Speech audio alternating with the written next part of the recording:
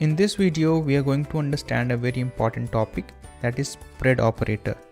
So first we will see that spread operator in an array and then in the object. So let's understand it. If you are new here, do subscribe to our channel and hit the bell button so that you will get latest videos delivered first to you. So first we create an array 1, and give it a value 1 and 2 in the array. Now we can create another array 2, and copy all the values of array 1. To do that, we will use the spread operator, that is 3 dot array 1, and also we can add more values to that. So let's log it and see that if it works. So array 2. So now you can see that array 2 has got 4 elements, 2 from the first element and then 3, 4. So using spread operator, we can copy one array into the another array. Now let's see the use of spread operator in objects. So let's create object 1, for example.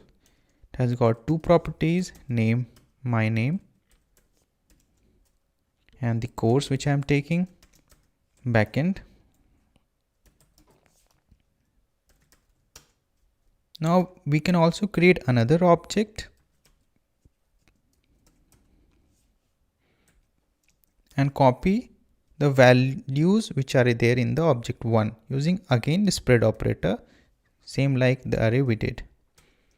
And also we can add more properties to that, for example framework, and that is your Node.js. So using spread operator, I can copy all the values in object 1 and also add more properties, just like we did for the array. So let's print this out and see if it works.